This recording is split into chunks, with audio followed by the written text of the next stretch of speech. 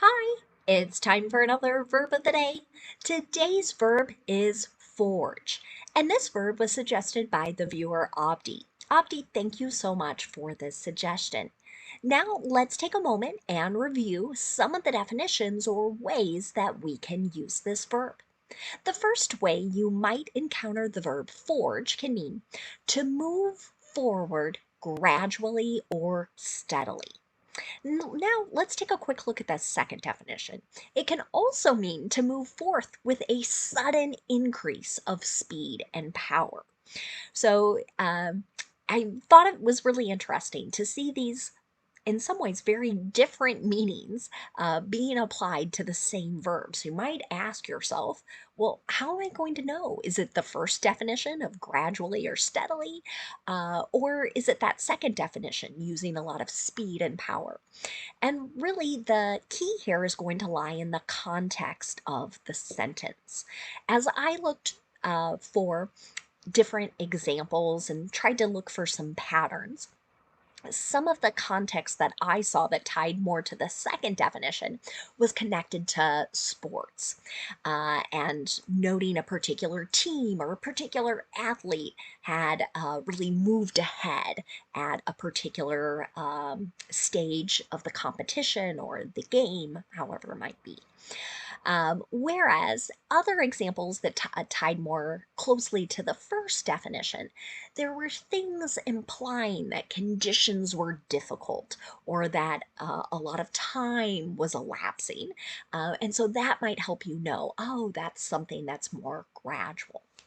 Now, a third, and again, very different way to use the verb forge might mean to make or shape a metal object by heating it in a fire or furnace and then either kind of beating it or hammering it in order to have it take the shape that you want. Now, that is a really specific definition.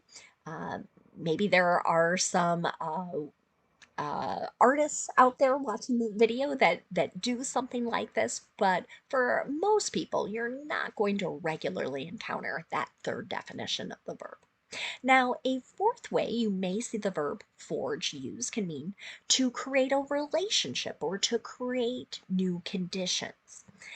Um, a, a phrase one might encounter is to forge a friendship. So, again, that's sort of implying this new friendship has been created. Now, a fifth way the verb forge also gets used can mean to produce a copy or an imitation of a document, a signature, a banknote, or a work of art for the purpose of deception. So here you're trying to trick someone. Um, and of course, copying and imitating things, particularly signatures, can uh, violate various laws. And we'll see some examples of that a little bit later. But again, the whole idea here is someone is trying to do something in a rather deceitful way. For now, you should know that forge is a regular verb. If you want to make the progressive form of this verb, you're first going to drop the E on the end and then add ing to form forging. The past tense and the participle form of our verb will be made by just adding the letter D since this verb already ends in an E. Now our base verb, forge, ends in a voiced J sound. This means when I add the ed ending, I'm just going to make a D sound, and I'm not going to add an extra syllable when I say it. The past tense and the participle form of our verb should sound like this: forged, forged. Okay. Now, there is a phrasal verb that we might encounter, and that is to forge ahead. It can be used similar to our first and second definitions, but it can also mean to lead or make good progress with something. An example of this might be: despite the unpopularity of Medicaid cuts, Republicans are forging ahead with the proposed legislation. So, this might be that kind of moving through with speed because that's something that's happening this week here in the United States. A particular bill and proposed legislation is trying to be moved forward in a rather quick sort of way. Now let's move on and do some verb tense practice with our verb of the day. Today we're going to review the simple past tense and the past perfect. Let's start with the simple past. We use this verb tense to talk about completed actions that occurred at a known point in the past. And the nice thing about making sentences in the simple past tense is that our structure stays the same no matter what our subject is. So in the affirmative, you're going to see a subject, and then you're going to see that ed form the verb. Here's an example sentence. The blacksmith forged pieces of iron into hooks. So there's that very third and specific definition about shaping metal. So here the iron is being heated up and maybe curved a bit to make or form that sort of hook shape.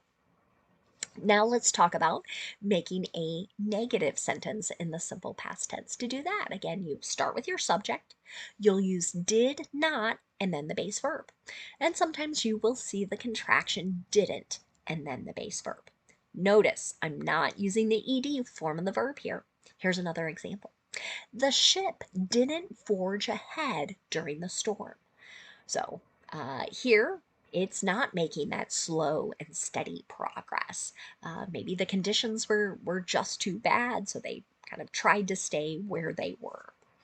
Finally, let's look at making a yes or no question in the simple past tense. To do this, you want to start with did, then you're going to have your subject, and then the base verb. Again, I'm not adding the ed ending to the verb here.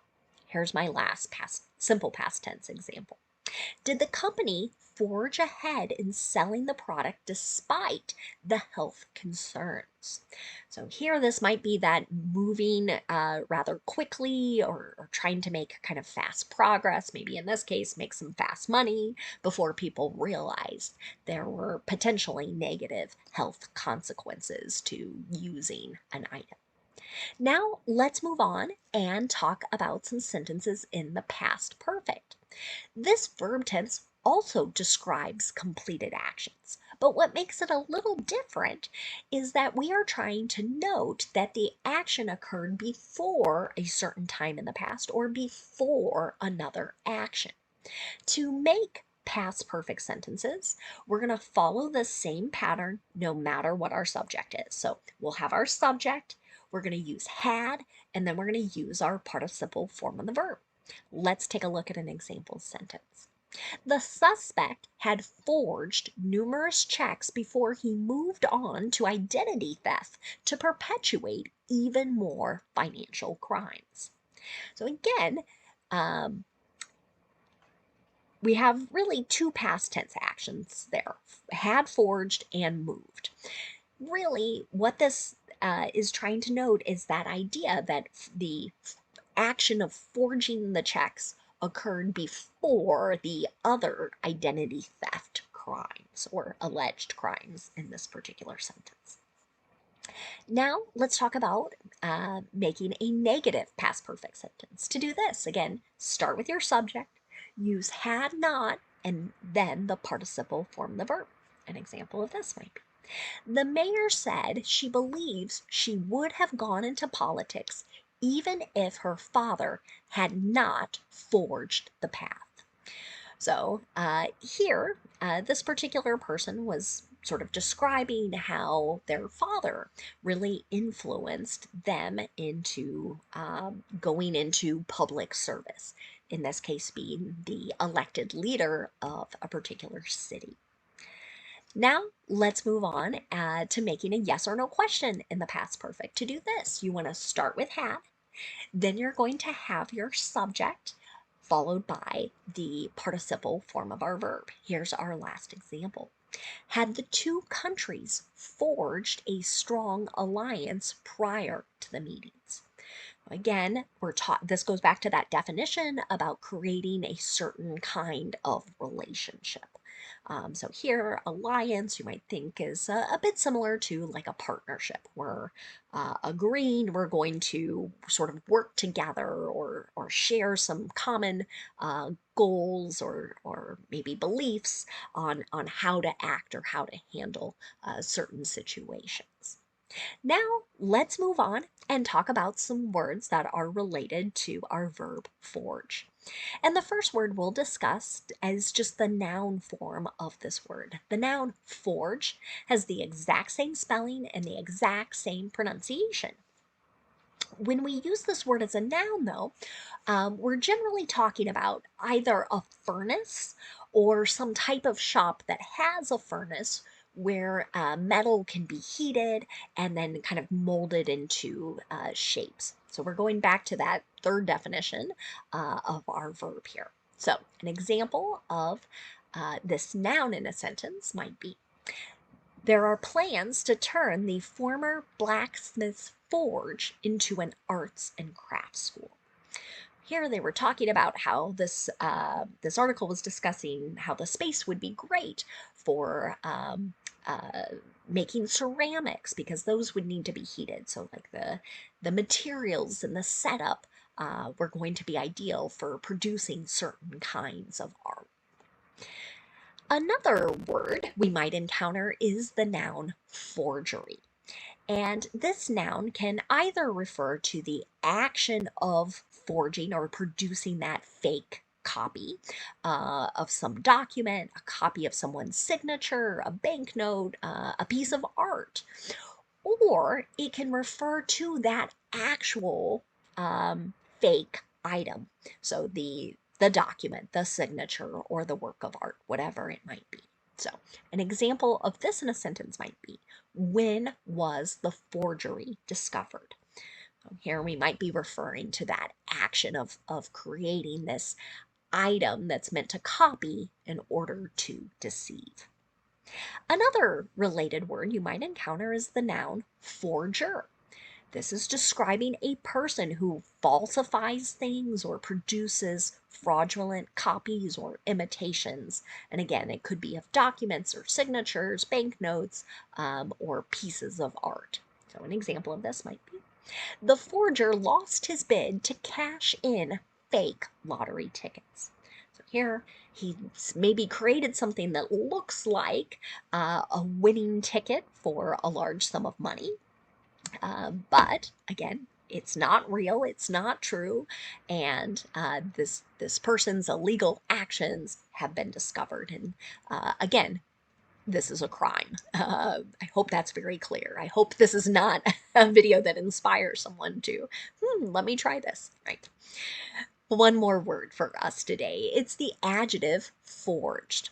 So here we've got the same spelling as our past tense or participle form in the verb. Pronunciation is also the same.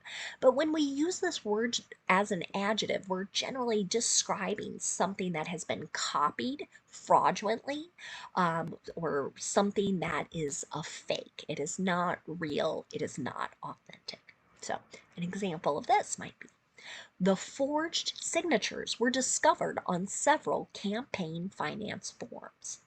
So here, someone pretended to be another person, signed their name, maybe making a promise or attestation to something.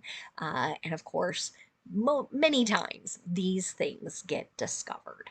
So again, I hope no one has been inspired to commit any crimes by watching today's video, but instead, hopefully you've learned a new word, and when you encounter it as you read or listen to other speakers, I hope it will enhance your comprehension. Thanks again to Abdi for suggesting today's verb, and I thank you all for watching. Have a great day.